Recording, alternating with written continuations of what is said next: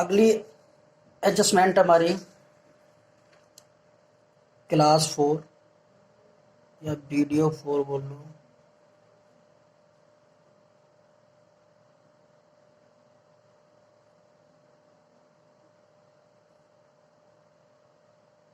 Class 4 subscription, हमारी subscription की बात ही चल रही थी। तो सब्सक्रिप्शन और किस तरीके से एडजस्टमेंट दे सकता है, जैसे मान लो एक हमें रिसीव पेमेंट अकाउंट दिया, ध्यान से समझना इस बात को। एक हमें रिसीव पेमेंट अकाउंट दिया हुआ है, यहां पर लिखा है to subscription receipts and payment account for the year ended 31st March 2020. Receipts, amount, payment और अमाउंट।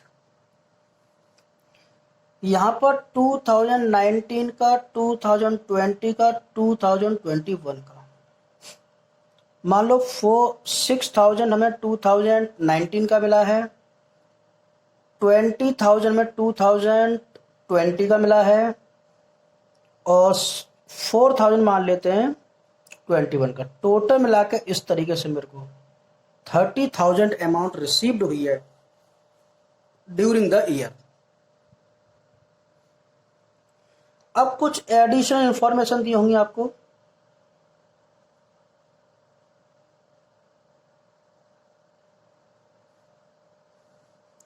क्या लिखा होगा एडिशनल इंफॉर्मेशन में? बताया होगा कि हमारे मेंबर कितने हैं, तो मेंबर मान लेते चलो हम 100, और मेंबरशिप फीस क्या है ईच मेंबर की, मान लेते हैं 350 ईच मेंबर। और बताएगा ये हमें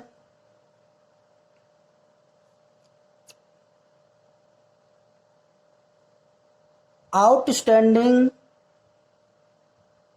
subscription for the year 31st March 2019। पिछले साल हमारा आउटस्टैंडिंग था ₹4,9,000। ये हमारा क्वेश्चन, यानी पिछले साल का जो हमारा आउटस्टैंडिंग था 9,000 total.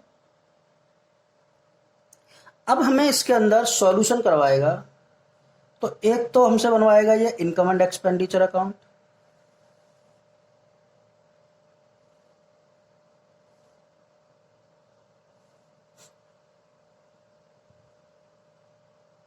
Income and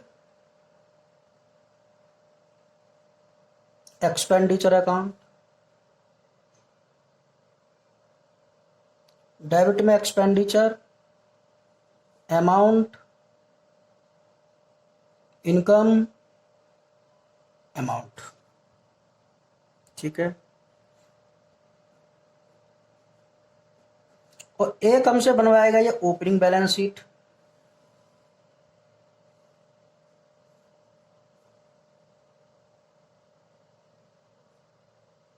balance sheet as at 31st March 2019 की, लायबिलिटीज, अमाउंट, असेट्स और अमाउंट। और एक हमसे बनवाएगा ये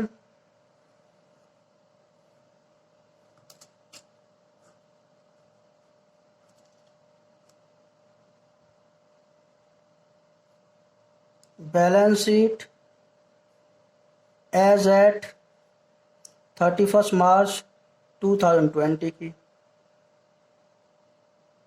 लायबिलिटीज, अमाउंट, असेट्स और अमाउंट।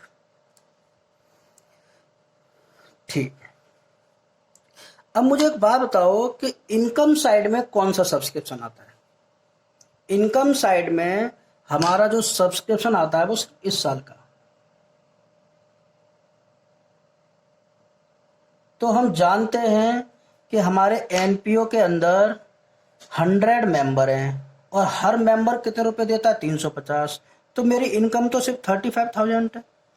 मुझे क्या मतलब, क्या मिला क्या नहीं मिला क्या है, बिल्कुल इस साल की इनकम कितनी है? तो मुझे बताया गया है कि मेरे एनपीओ के अंदर 100 मेंबर हैं और हर मेंबर मुझे कितने रुपए देता है? 350 रुपए।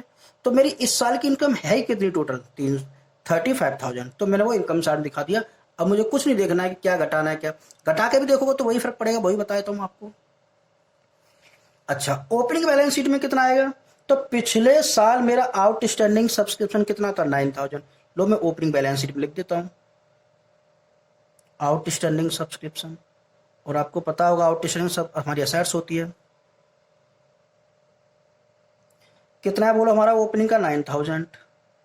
सब्सक्रिप्शन एनपीओ के जो मेंबर होते हैं वो मेंबर से फीस पे करते हैं, वही सब्सक्रिप्शन होता है। ये हमारी इनकम होती है। एनपीओ की सबसे मेन इनकम तो यही होती है, इसी से एनपीओ चलता है। स्टार्टिंग में तो 9,000, तो मैंने ओपनिंग में 9,000 दिखा दिया। अब एक बात पर ध्यान दो कि मुझे पिछले साल 9,000 मिलना था, लेकिन पिछले साल का इस साल आके मुझे कितना मिला है? 6,000। क्योंकि इस साल का रिसीव पेमेंट अकाउंट है और तो मेरे को बता भी रहा है ना कि 19 का मुझे 6,000 मिला है, और जबकि मिलना कितना चाहिए था? 9,000। इसका मतलब ये बात कंफर्म हो गई कि पिछले साल में 9,000 मिलने थे और पिछले साल का इस साल आके हमें 6,000 मिला है। तो पिछले साल का अभी भी आउटस्टैंडिंग 3,000 रिमेनिंग बचता है, पिछले साल का आउटस्टैंडिंग। ठीक है। और इस साल का मुझे कितना मिला है? 20,000 और 4,000 मेरे को एडवांस मिला है। देखो मैं यहां पर समझाता हूं आपको।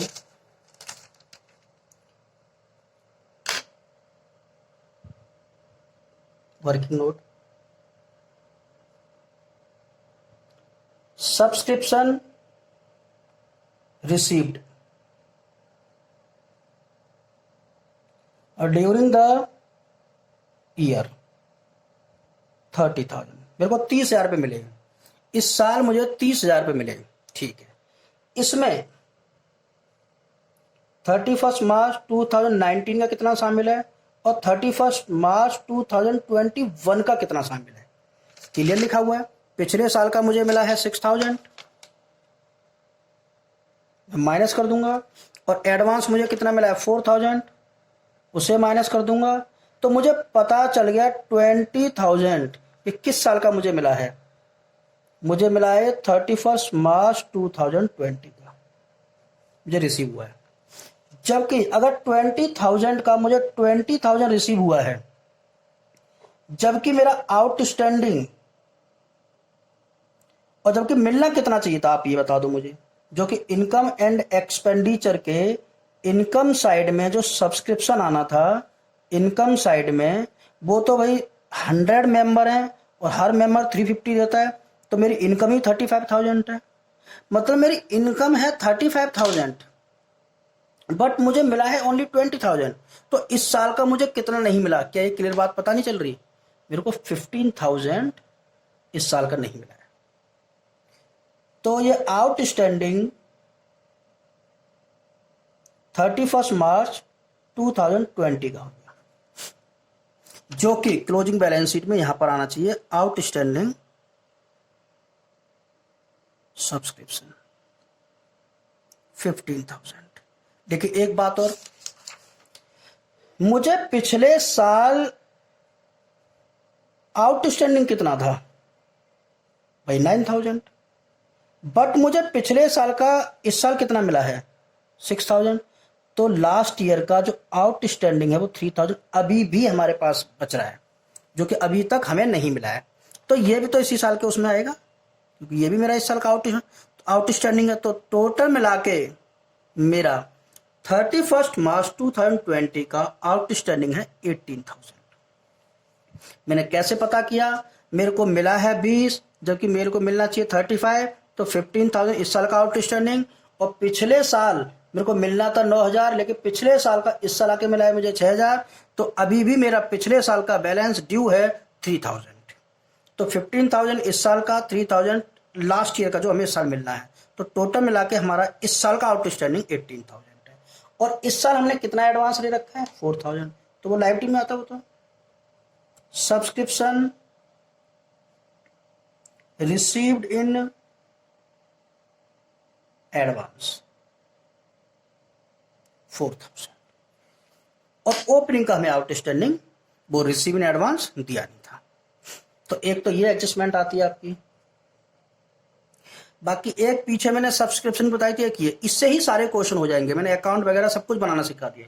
बाकी तो मैं आपकी बुक के सारे क्वेश्चन कराऊंगा, तो उस समय हम इसको पूरा क्लियर कर लेंगे। तो ये हमने सब्सक्रिप्शन, और इसमें हमसे एक अकाउंट भी बनवा लेता है, सब्सक्रिप्शन अकाउंट, जो कि मैंने लास्ट क्लास में बनवा के आपको दिखा दिया था। कोई चीज़ दिक्कत प्रॉब्लम हो इसमें बताओ।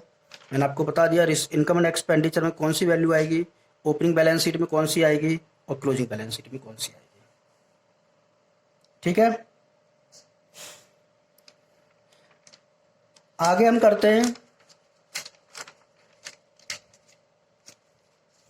एक्सपेंसेस के बारे में, सैलरी के बारे में। सैलरी हो, कोई भी रेंट हो, उस खर्चे को हम किस तरीके से बुक्स में शो करते हैं।